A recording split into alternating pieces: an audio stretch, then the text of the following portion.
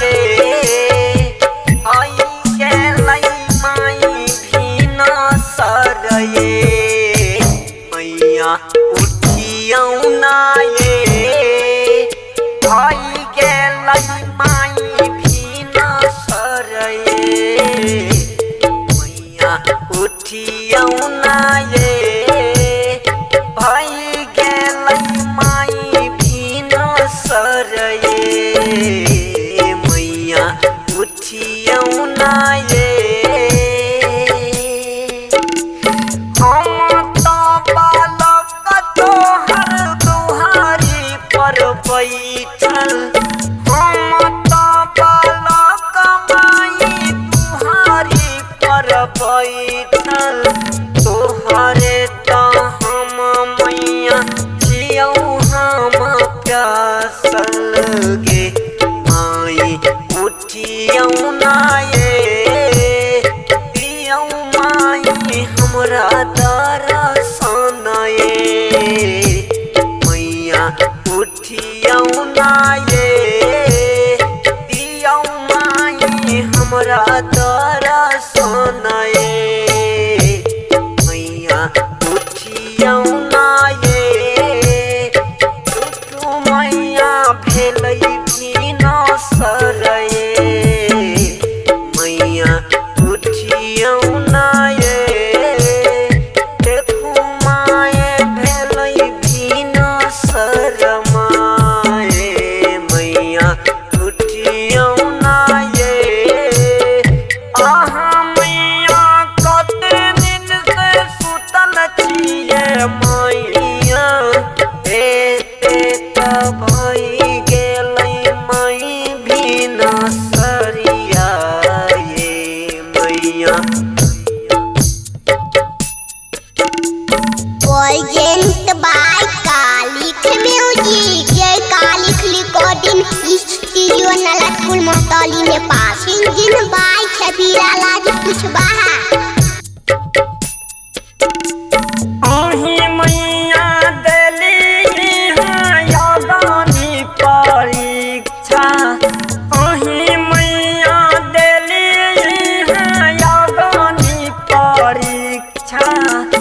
अही मैया दे दुआई हमरा त भिक्षा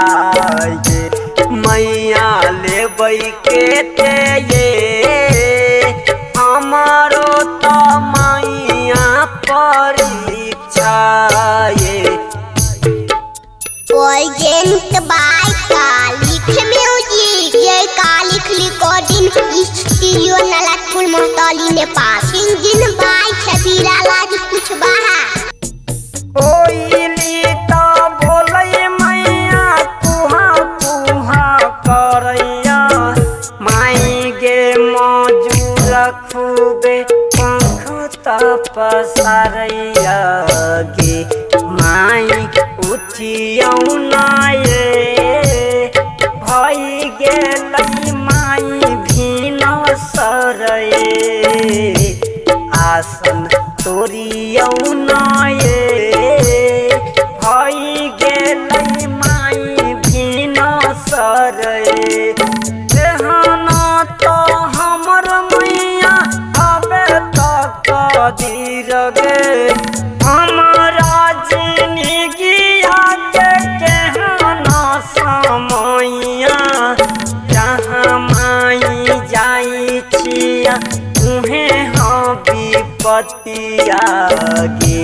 नैना खोलियौ ना ये बेटा देखू अएलै छबिलवा गे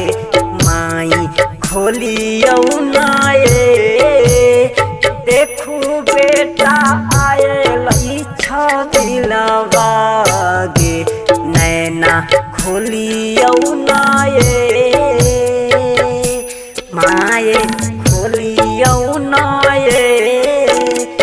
देखू बेटा अएलै यहाँ के द्वार मैया बोलियौ ना ये देखू मैया अएली यहाँ के द्वार। खोलियौ ना ये देखू अहाँ के तयली द्वार ये मैया खोलियौ ना ये राइटर राधे कृष्ण चरण पकड़ै छौ